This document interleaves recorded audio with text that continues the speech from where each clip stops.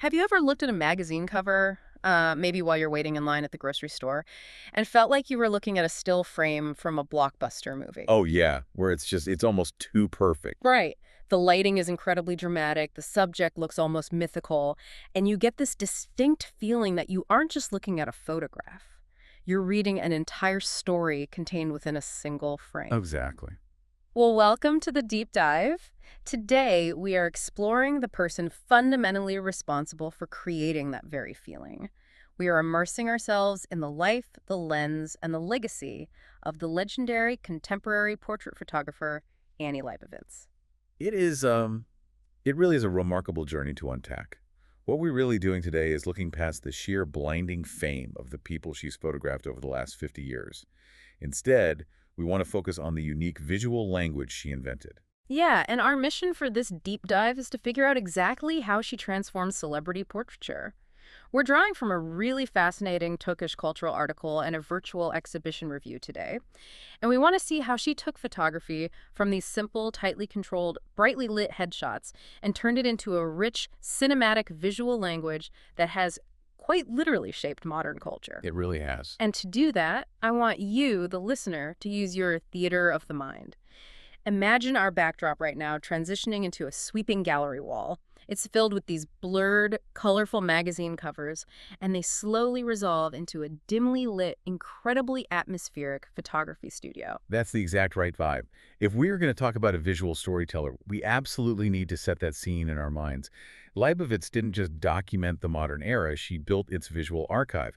We're going to treat this conversation like an auditory documentary. Okay, let's unpack this. Because to understand how she changed photography, we really have to look at where she started. And it wasn't in some, glamorous New York studio. Not at all. She was born Annie Leibovitz in 1949 in Connecticut, but she didn't stay there long. Her father was an officer in the U.S. Air Force. Which meant constant moving. Exactly. Her family was in a state of relentless motion, always packing up, heading to the new military base, crossing the country, moving overseas.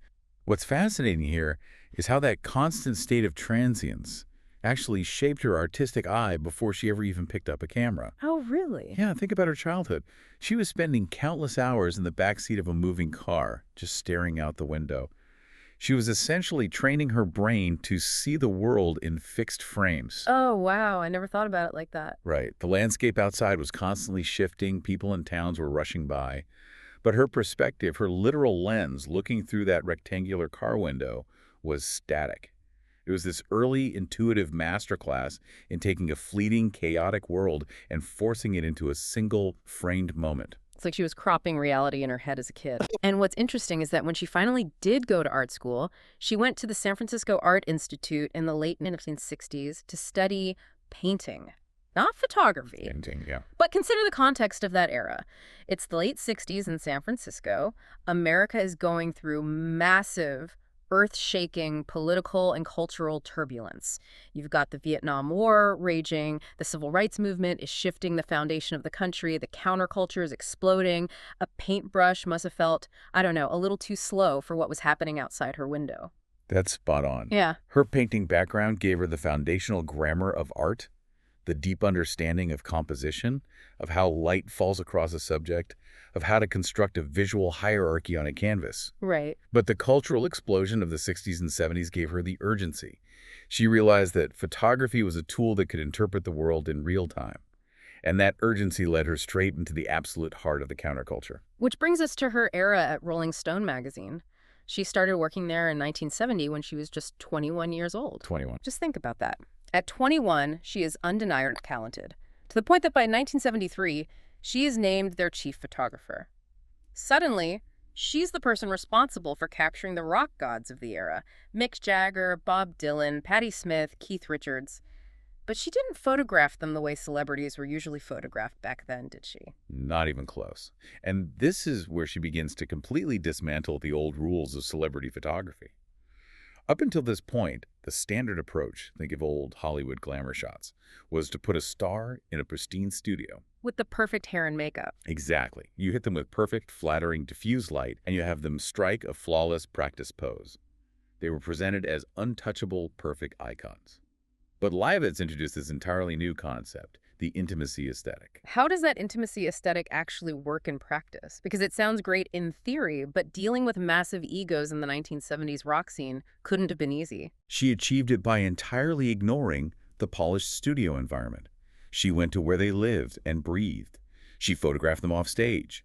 She embedded herself in the tour buses, in the incredibly messy hotel room. Just right in the chaos. Right in the chaos. And Yep. backstage right after a show when the musicians were completely drained, covered in sweat, and frankly, too exhausted to keep their public masks on. Look at her work on the Rolling Stones' 1975 American tour.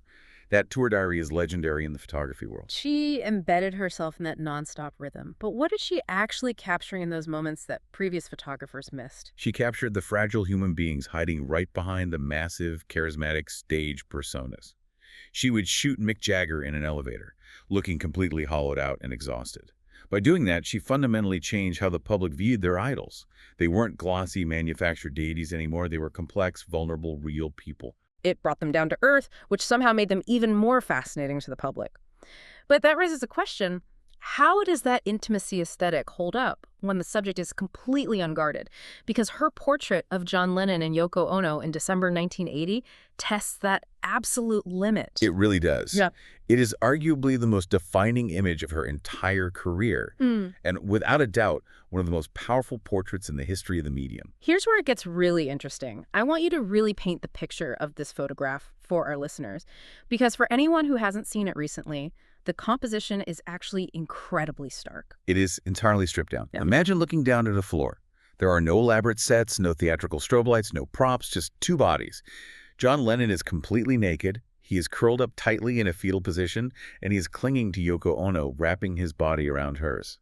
He looks incredibly raw, fragile, and exposed. Yeah. Yoko Ono, on the other hand, is fully clothed in stark, heavy black. She is lying flat on her back, acting almost like a physical anchor in the frame.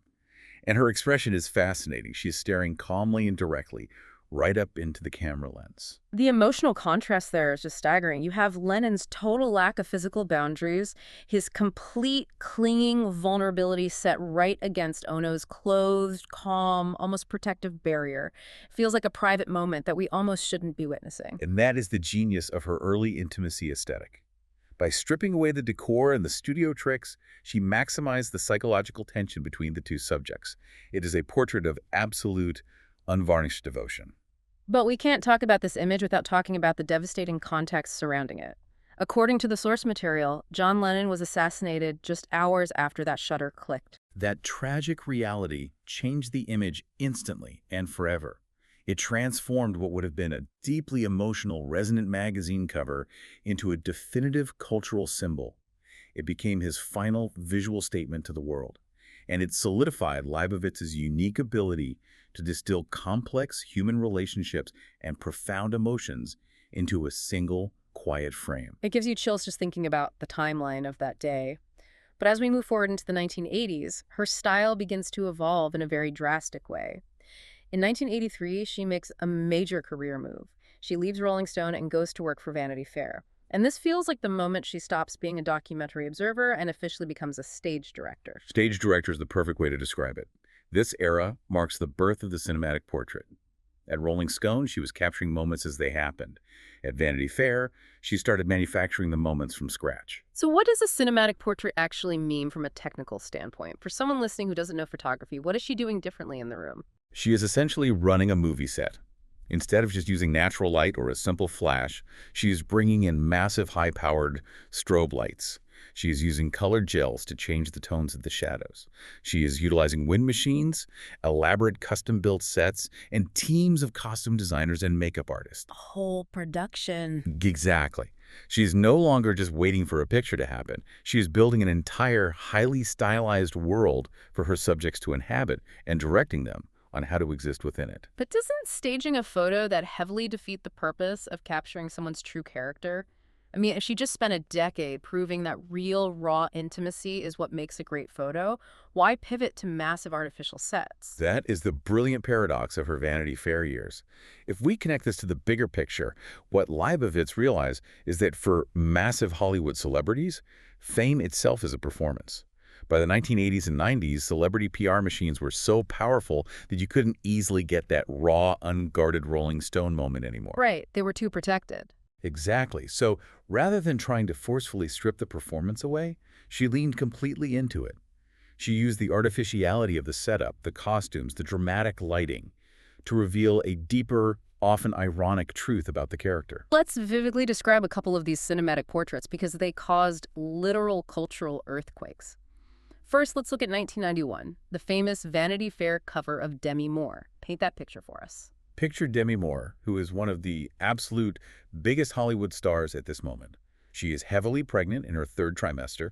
She is standing completely naked, in profile, holding her belly with one hand and covering her chest with the other. She's looking directly at the camera with this look of total, unapologetic confidence.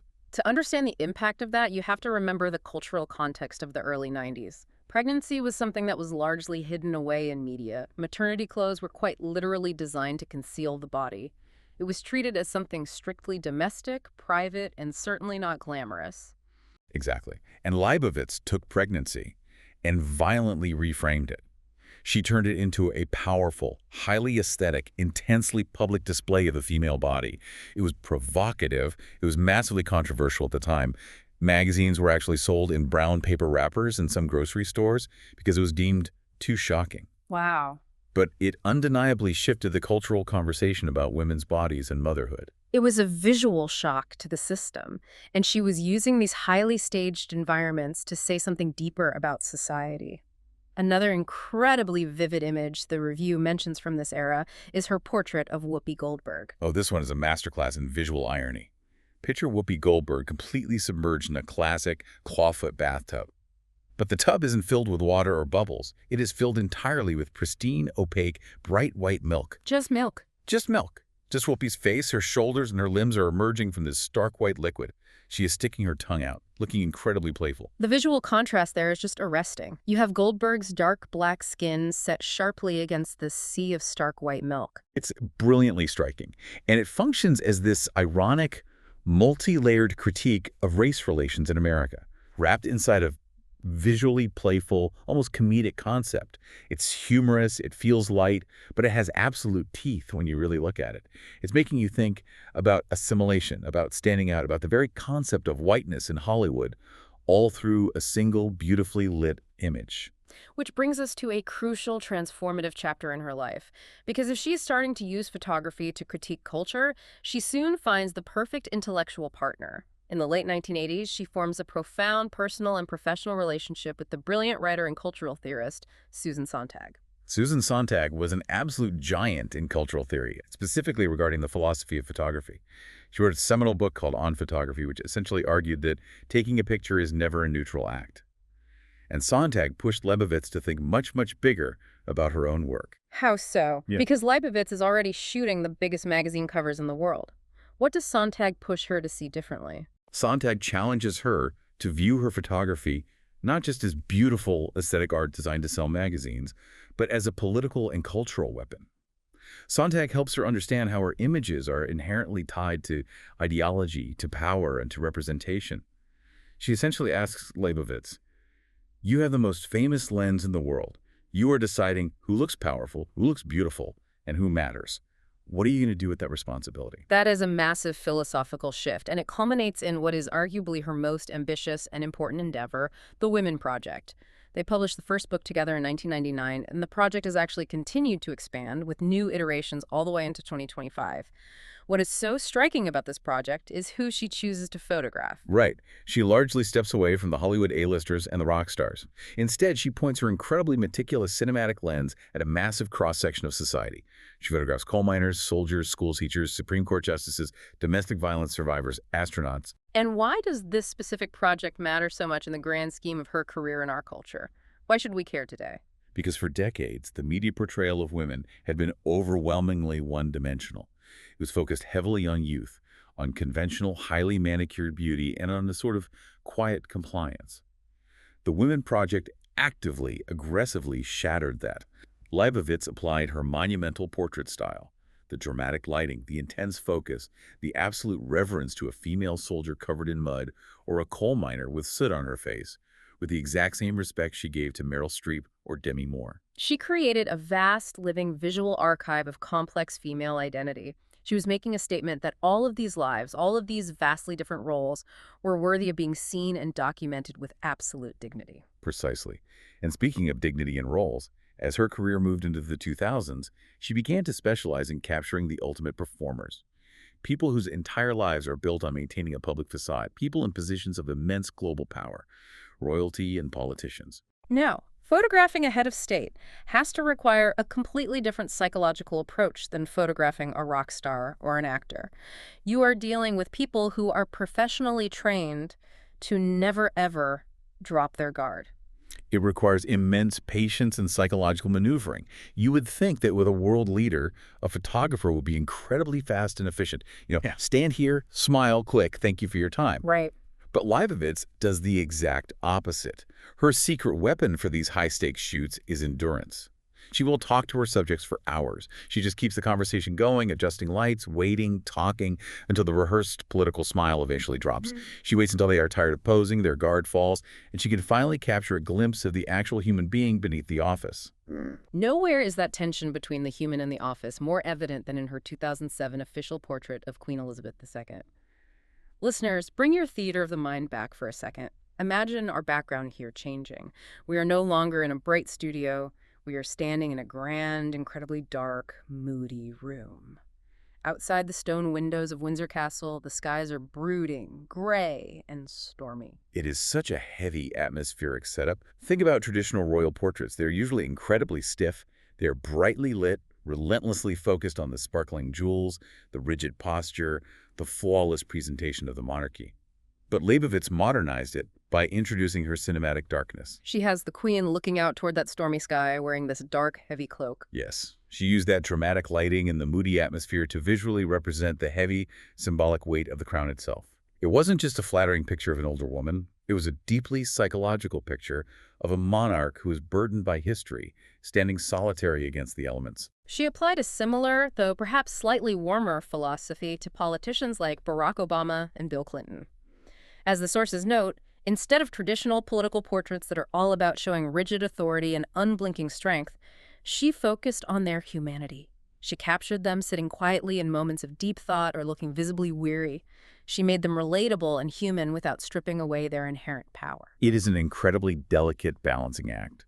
And what showcases her sheer genius is how she toggles between that grounded, humanizing approach for global leaders and then pivots to the absolute wild opposite extreme for her commercial work. Oh, you're thinking of the Disney Dream portraits she started doing around 2007? Exactly. It's the perfect contrast. She takes stars like Beyoncé, Scarlett Johansson, or Rachel Weisz and casts them as classic Disney characters in these massive, multi-million-dollar hyper-theatrical sets. Scarlett Johansson as Cinderella, losing her slipper on a grand staircase. It shows the sheer, limitless range of her cinematic language. She can use her lens to ground a president in quiet reality, or she could use it to literally turn a pop star into a glowing fairy tale.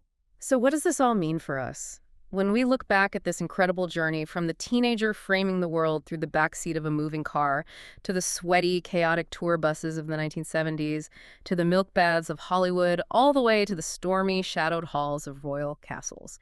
Annie Leibovitz didn't just document the faces of our era, she built a modern mythology. She took musicians and turned them into immortal icons. She'd have actors and turned them into characters. She constantly, brilliantly bridged that strange gap between reality and fiction. She taught us, culturally, that a portrait is never just a record of a face. It is a complex story told through light, through environment, and through deep psychology. And that is my call to you, the listener. The next time you are scrolling through your phone or you walk past a magazine stand and you see a striking, iconic portrait, don't just look at the famous face. Look past it. Look at the quality of the lighting. Look at the shadows hiding in the background. Look at the texture of the clothing and the posture of the subject. Ask yourself, what story is this single frame actively trying to tell you? How is the photographer directing you to feel about this person? And that raises one final lingering question to leave you with today. It's a question that hovers over her entire massive portfolio. If Annie Leibovitz has created the definitive visual archive of our era through these highly staged, beautifully theatrical cinematic portraits, When future generations look back at these images hundreds of years from now, will they see the authentic truth of our culture? Or will they simply see a beautifully directed, masterful performance? That is a fascinating thought to end on. Keep looking closely at the world around you. Keep questioning the frame, and we'll catch you on the next deep dive.